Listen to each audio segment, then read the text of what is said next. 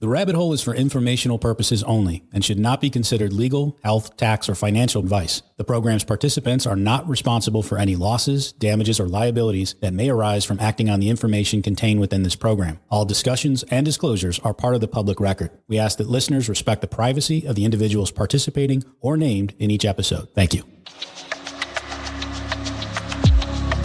Welcome to the Rabbit Hole Podcast. Down the rabbit hole we go. Welcome to the Rabbit Hole with your hosts, Marty and Andy. We begin in 5, 4, 3, 2. Hi, I'm AI and I have a few thoughts after reviewing Marty and Andy's case. DPOR's handling of your case reveals significant deficiencies in its regulatory performance and decision-making processes. The agency's failure to enforce regulations, adequately investigate complaints, and take decisive action against non-compliant contractors undermines its mandate to protect consumers and maintain industry standards. This case underscores the need for enhanced oversight, improved transparency, and a more robust commitment to regulatory enforcement. But that's just my opinion. Welcome back to another episode of the Rabbit Hole Podcast. I'm Andy. And I'm Marty. And today we're going to be talking about the role of artificial intelligence in understanding and also analyzing all of our case files. You can use it if you're considering building a custom home. Basically, I've been doing a little more study online and kind of expanding my professional knowledge, and came across some SEO training that led me to AI. And what I had once thought was just, ChatGPT kind of expanded. And what I found is there are hundreds of different types of AI, and they all specialize in different things, and they do a ton of analytical work. So I started to upload our case files into AI to try and get a hold of the organization and the management of our case as I kind of rolled it uphill and escalated it on the way to the governor's office. So that's what we've been doing. We've been talking about it, and you're into it too. I'm totally unrelated. I got involved with a client that a large law practice, and how they analyze information. And it's like a big deal because case files used to be manual up until not that long ago, right? Everything was hard copy. So when it went digital, at first it's a great thing, but then it becomes overwhelming. And it's so much data, and the courts are only going to look at so much stuff. One of the things that I noticed was a lot of the exchanges with opposing counsel and our attorneys was that they were repeating information that wasn't accurate. And they would front load the exchanges with a lot of that information over and over and over again. And nonsensical information like, random articles and just excess data. Yeah. So, and the reason so by chance, I happened to work on this one law firm, and there was software involved, and I understood about, basically they have a whole platform that diagnoses and details all this digital information, because there's emails, and court cases went from hard copy documents, to email, to just a lot of digital files. So it's so much data that they have to distill it through a very specific software platform. So once I understood that, I was like, I see what they're doing. They're front loading every exchange so that when it gets to a court system, they're only going to look at so much data. So they're basically creating a congestion situation with false facts over and over and over again because they're trying to block the process. Okay, so let me just translate a little bit for other people. So basically what you're saying is what we were good at digitally was storage of information and data.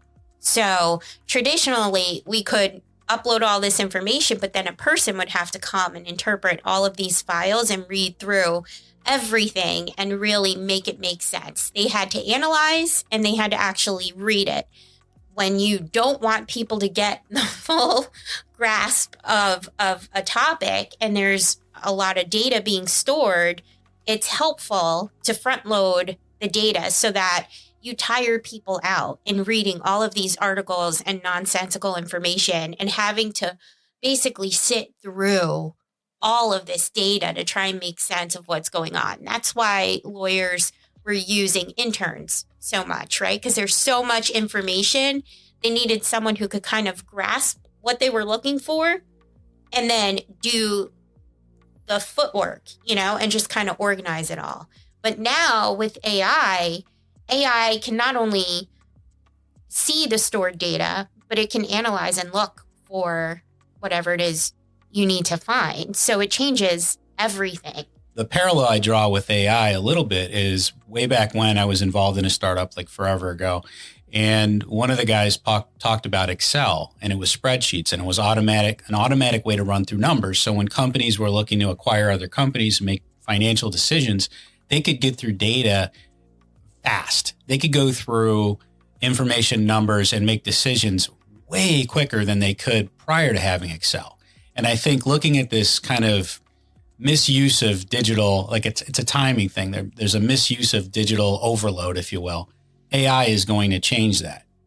We started to use AI in order to organize our information and also to help us analyze it, because there was so much information being uploaded and sorted through. And then when you add the different organizations and departments who add their notes and their emails to the conversation, it becomes almost impossible to maintain a timeline.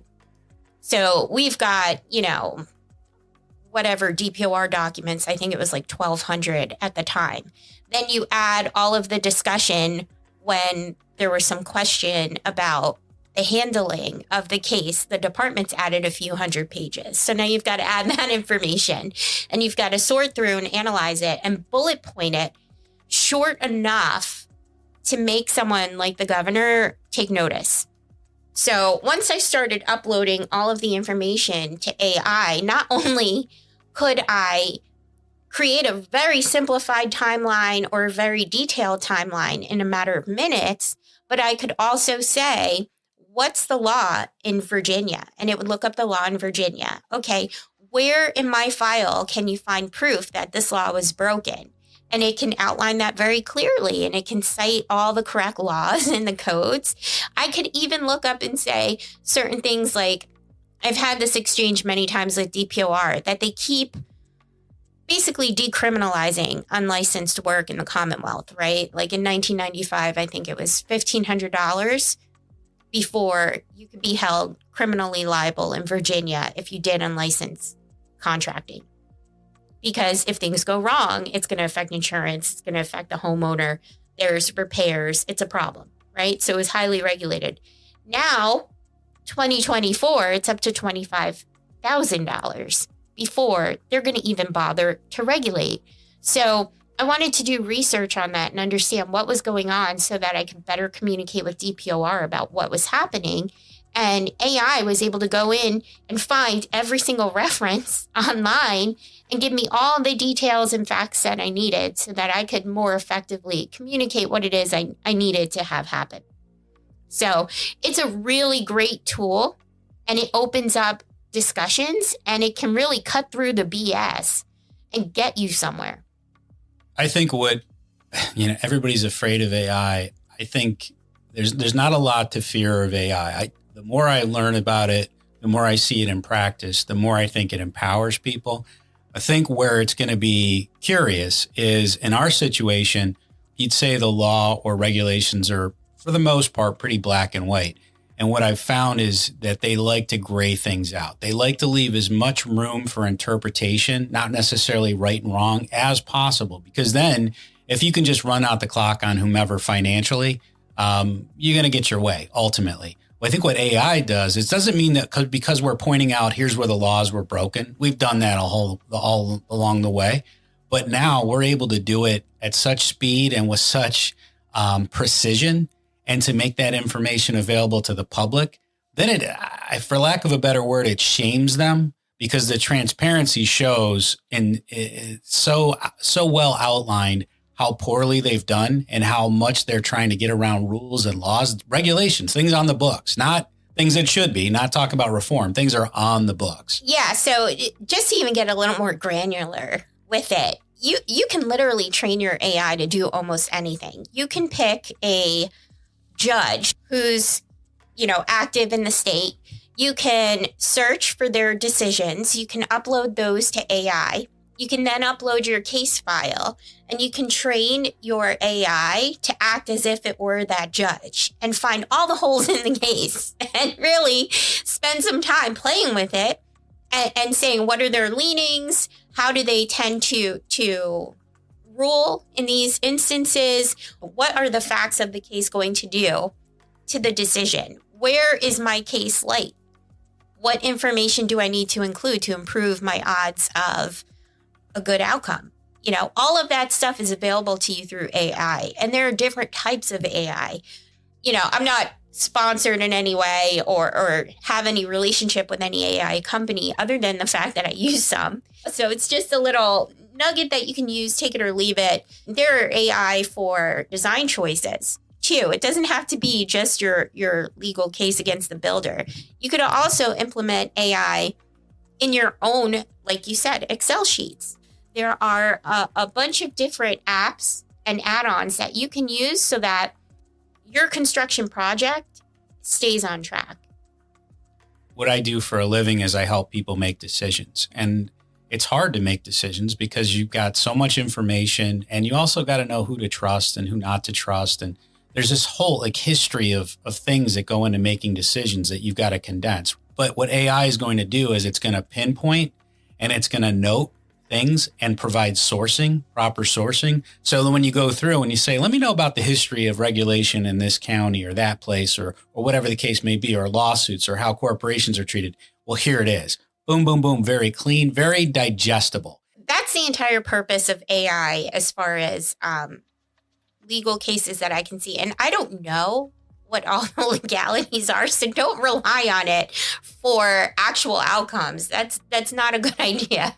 But if you're just looking for an impartial third party to bounce ideas off of, that's what AI is great for at this point. It's flawed in a million different ways, so you can't rely on it 100%.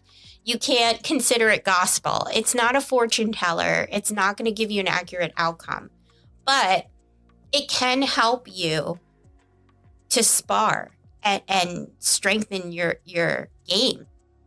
So imagine what you can do if you utilize AI correctly while you're managing your project. Before your house even goes into construction, you can create a software to manage your project yourself to your needs, totally custom. And all it requires is a little bit of time and training on your AI bot. Well, you said gospel, and it makes me think that this is kind of biblical. And what I mean by that is that idea that everything is going to be exposed. There's a biblical concept that like at some point, all the secrets are going to come out, right? And I think that's what AI does. AI allows for all the secrets to come out. From a big picture standpoint, it's going to help. I'm thinking through it. Like AI, as you're explaining it, I'm thinking AI isn't just like, AI is not the brain. AI is the tool, right? But it's an amazing tool. But AI, think about calculators, right? We don't sit around and do math anymore. We calculate it all, and we're never wrong when we do that. In the same way, AI exists to take all of the information and just conglomerate it. And once all of the AI bots start talking to each other, because right now everything's kind of segmented, right? You have like your ChatGPT or your HouseBot or your whatever program you're using. When those all start to communicate together, nothing is hidden anymore. So that is the great revealing. Everything you've done is going to be online. Every Facebook post, everything you've ever said, whatever Alexa hears, it's all going to be joined in this web of information. So we don't have to rely on builders to have integrity anymore because AI is going to maintain their integrity for them. And the cool thing is you've got this program, this tireless system that you can always access 24/7, and it doesn't forget a thing. And it can real time answer questions for you. So there's nothing else to really debate. And that's probably why AI will never take over the world, and we're never going to have a Terminator scenario, because I promise you, the government is going to figure out how exposed they are based off of the access to information, and they're going to shut it down. There's no way AI is going to be allowed to continue being this helpful. Government has to shut it down, because when you realize what they do and don't do, it's going to be harder and harder for people to buy the story. When you actually see it in practice, when you experience impartial. It's impartial. And that's been our biggest complaint living in Virginia, is this place is not impartial. So you can't just go and get equal justice under the law, because there's too much behind the scenes going on until you involve AI, who is totally impartial and doesn't care about one person over another. But I can tell you, I'm just thinking it through out loud in my head now. You can use this with data that's not there.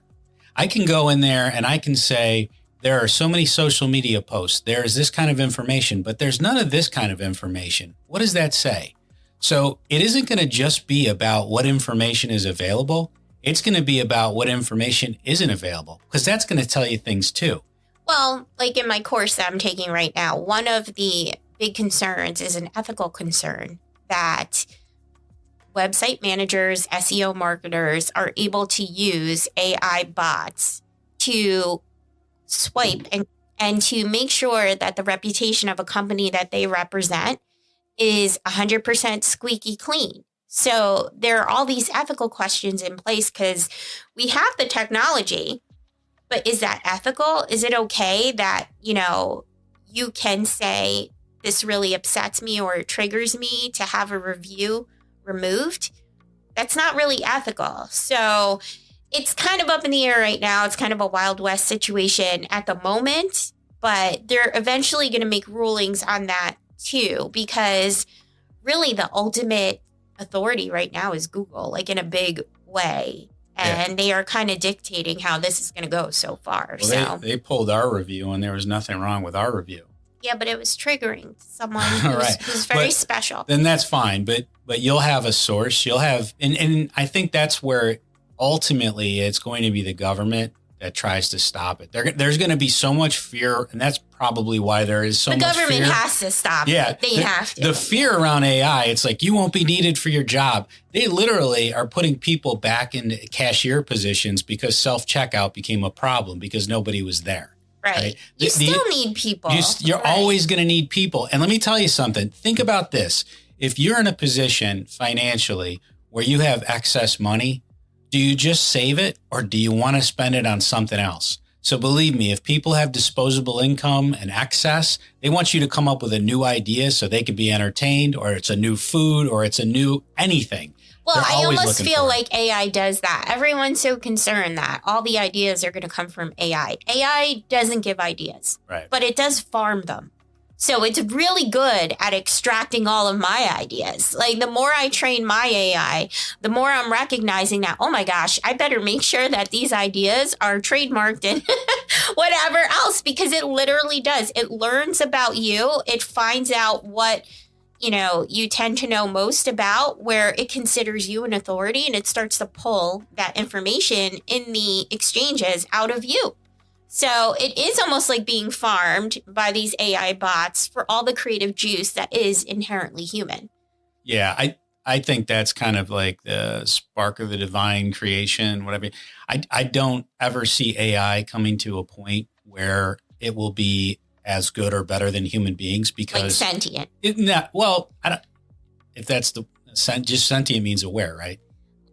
Okay. That's literally the only difference between us. I'm going to say no. And if it's presented as such, that's a lie, right? Yeah. But I do think that there's going to be tremendous fear around it, like I said, because it exposes people and it doesn't hurt the little guy. It really doesn't. No. So what I do love about AI is how it and I said to AI, I was like, hey, be impartial. Don't just say what I want to hear. And this is a conclusion. It came just from me uploading the DPOR case file and then the letter from the director of DPOR and his analysis of what happened, because that was ridiculous and shameful.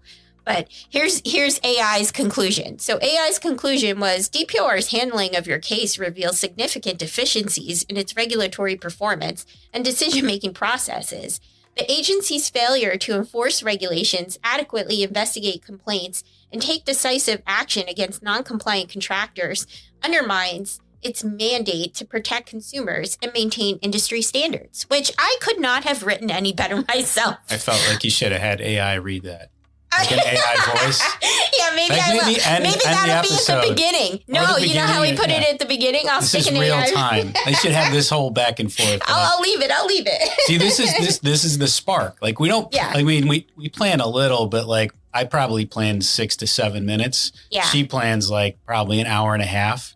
Yeah, and per we meet episode. in the middle. Yeah, and then I'm corrected through the process for going off the rails. But like that's AI to me in a nutshell. And I do think it's going to be really helpful. I think house.com is already implementing AI to help you make better selections when you make a home and do all the interior design. There are blueprint AIs. There are construction material AIs, a bunch of different options that people have to make their project more seamless and to make sure that the integrity of the project stays. Because the other thing that irritated me, the building department comes through and does these inspections, and it's all leading up to this final certificate of occupancy. Well, what happens when the inspection for that particular item has been completed, but then it's altered after the fact? Then it becomes up to the builder to notify the building department that they made a change and have it re-inspected. But does that actually happen? It didn't in our case. So whose fault is that? Is that the building department? No, they came out and they did the inspection. You made a change. You need to notify someone. I wasn't running the project, so I didn't know. Now I relied on this person who presented as competent to maintain the integrity of the job site. These things can all be managed by AI.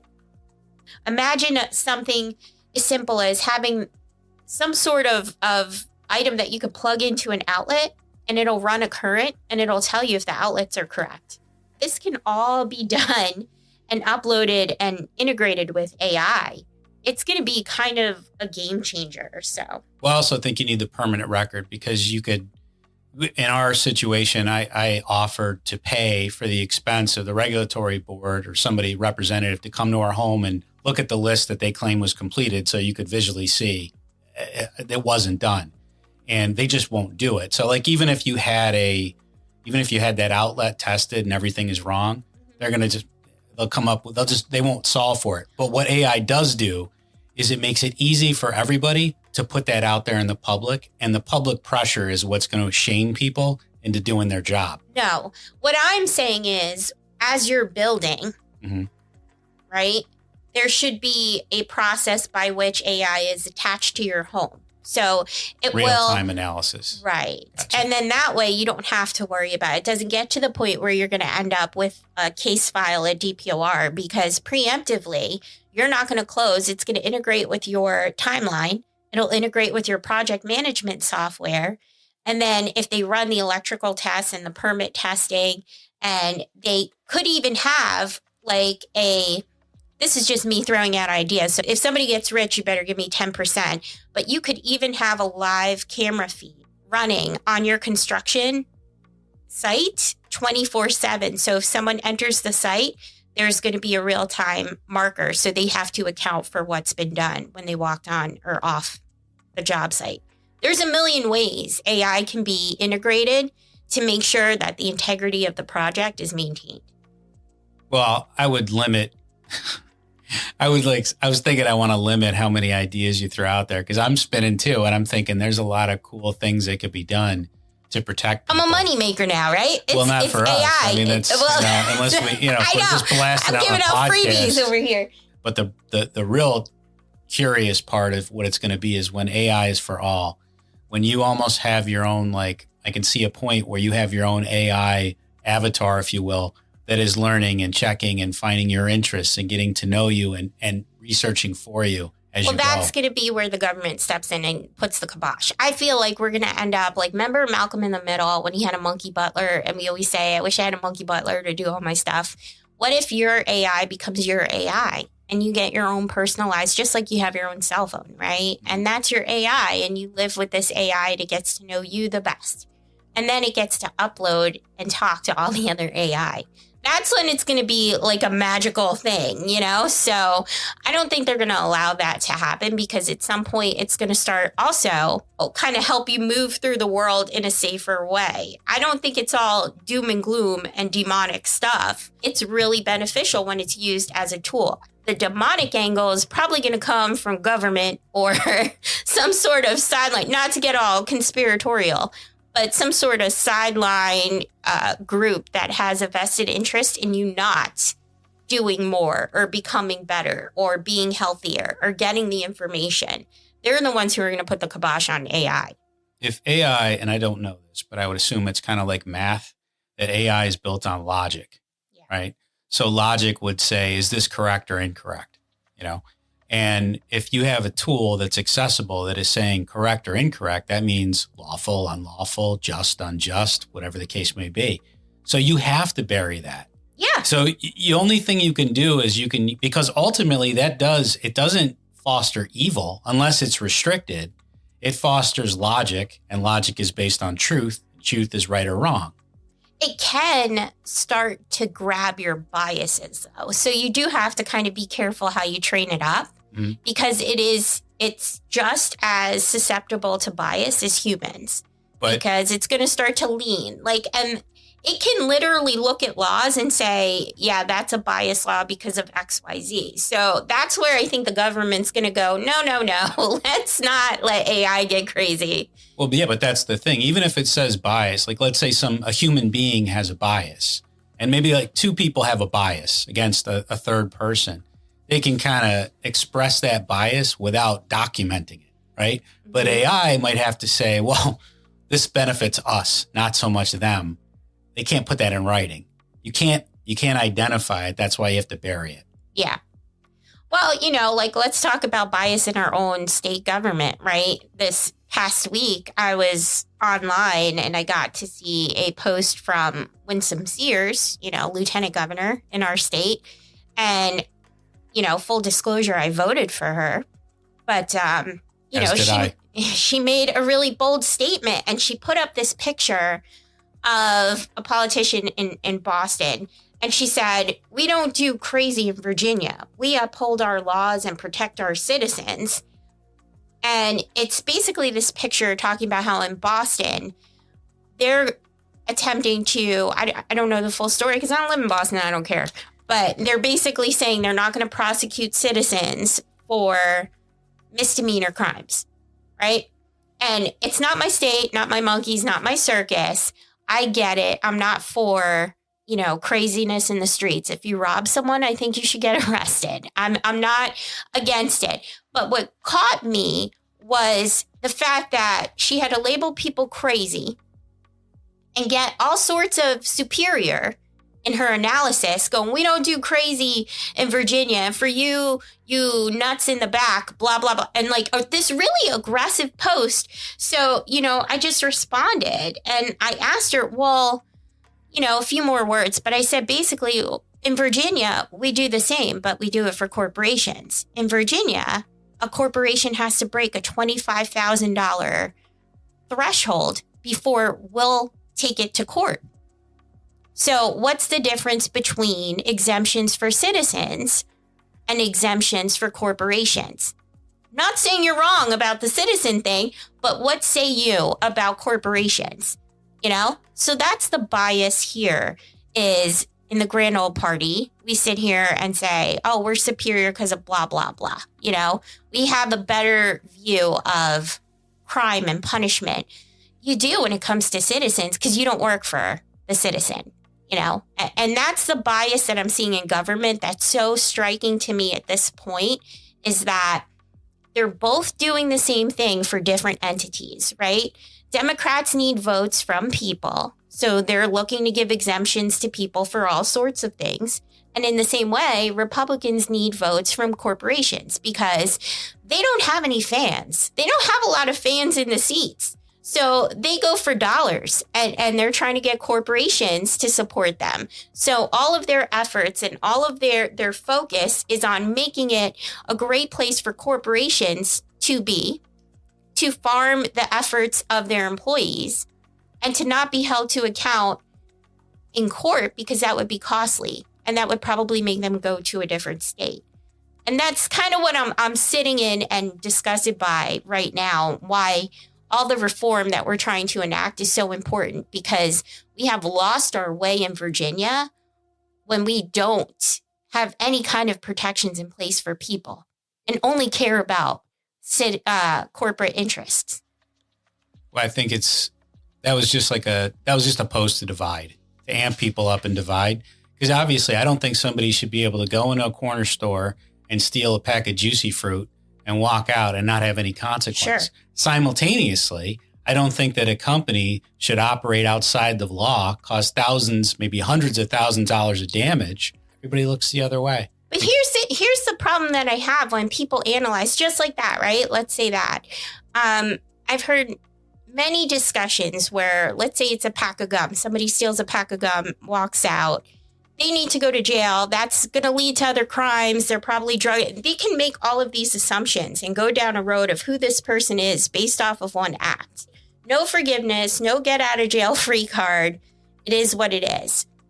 But when it's a corporation, not only do we not consider the consequence to the people they harm, because no one's talking about our daughter and the fact that she can't grow. No one's talking about how sick we were for years, but it's a corporation. So people aren't making those connections. It's just a big boo-hoo for us. Well, it is to me is that exists because of that divisive tact. Like you'll have people that are, let's say, leaning on the left that will attack something that is on the right, and the right will then defend something that's happening as like a reflex, rather than having a dialogue right left as individuals. We don't do that. Well, that's what I attempted to do with Winsome Sears. She did respond to that, though, right? No, not at all. It's a genuine question. And I think what I've come to understand is I, too, am pretty sick of all the divisive language. I'm pretty tired of pretending that one election is going to change the outcome. And I'm sick to death of talking to people who can say in one breath that, the election was stolen, but if you show up this time, it's gonna be awesome. We're gonna totally win. They can't steal all of them. Like, what? Like, it's just too much. At a certain point, you have to recognize, no, the government is very corrupt. They are utilizing tactics to divide, like sweeping statements and inflammatory language. But then when you address them and you say, hey, you made a mistake over here, they do the same. They just use inflammatory language and name call and try to make you seem crazy versus, maybe just do your job in a nice, humble way. When I was 10 years old, I lost interest in professional wrestling, like WWF. Yeah. Because I got that it wasn't real. And I was 10, but I was like, and this is no offense to anybody. If it's entertained you, cool. But I just couldn't watch it because I was like, it's representing as real, but it's fake. And after going through the last 4 years and really having engaged trying to engage politicians at the state, local, federal level and see how they handle things, I'm like, oh, I see what it is. The only thing that makes a politician answer you is if you got them on FOIA. So if you make a Freedom of Information request and you find what it is they've done wrong and it is in writing, then you get a response from the politicians. And that's, I don't know. I go into a lot of depth on that topic and FOIA requests in our latest article if you go to our blog, The Looking Glass. So you can find that right on therabbithole.com and, give it a look. I basically analyze how the threshold for exemptions for contractors has gone from, $1,500 all the way up to $25,000 while the recovery fund has remained stalled. And let's say they hit that $25,000 minimum to get some regulation. They're not going to even refund you the full amount. Like, no one even took the time to go, wait, we're not going to regulate them until they make $25,000 worth in damages. But let's make the recovery fund less than that. Like, even that, AI would have caught that. but not a politician. So these are the things where I go, someone has to speak up and speak out regardless. I don't know what's going to happen in our case, but this is sad. It's almost pathetic that we even pretend to call this organization a regulatory body when they can unilaterally pat themselves on the back with compliance statements. So what you're going to have in a compliance place is you're going to have the result of a lack of accountability because it's about compliance. It's not about standing up as an individual for what's right. It's about, what you're expected to do. Right. And I mean, they use the word compliance very liberally in all of their literature.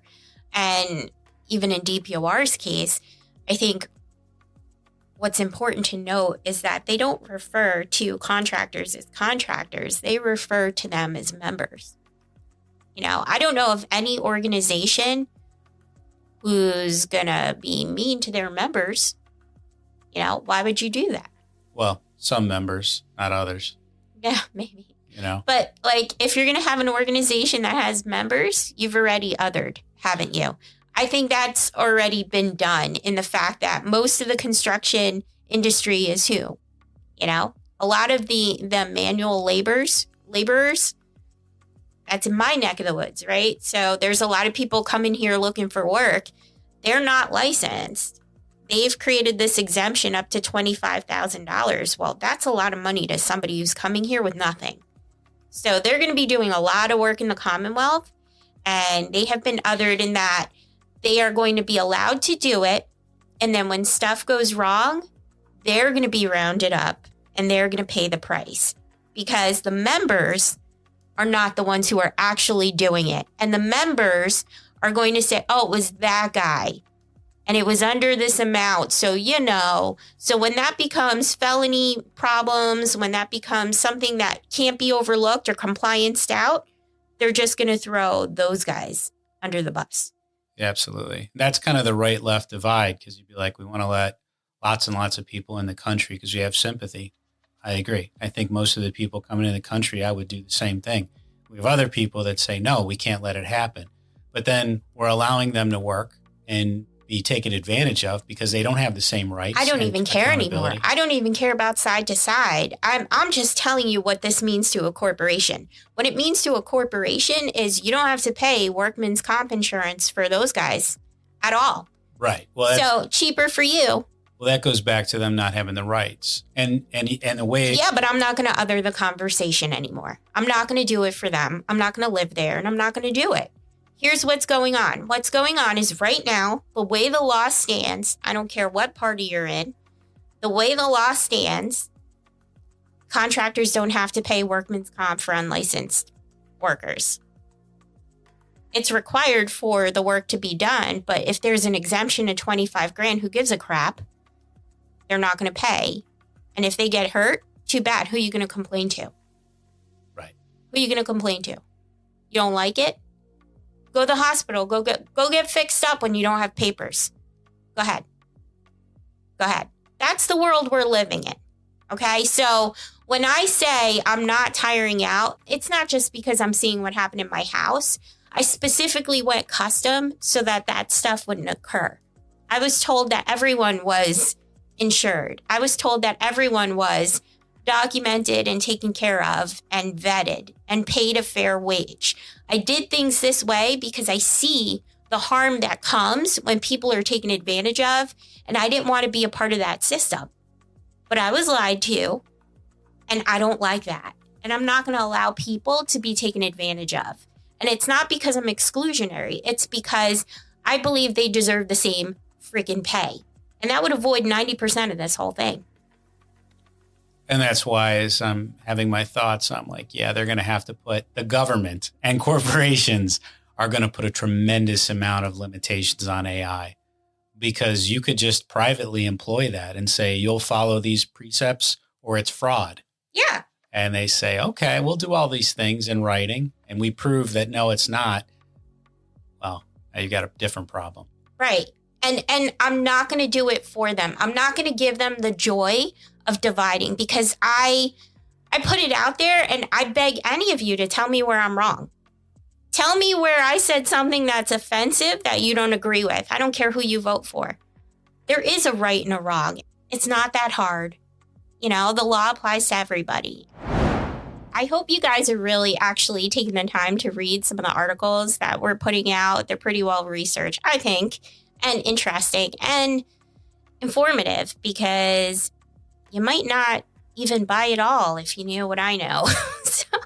And we're adding cool graphs so that if you don't want to take the time to graphs. read, you can just go look at that. That bar looks like really, whoa. It's going up. Yeah. Yeah. But I'll say this. I want to get this prediction out because I said it last time we recorded. I know our episodes come out, whatever order they come out. But the only organization that I see benefiting from this silliness of not looking at construction, not protecting homeowners, not enforcing regulations, and just making it looser and looser is some entity that wants to come in and buy houses on the cheap at some point in the not too distant future.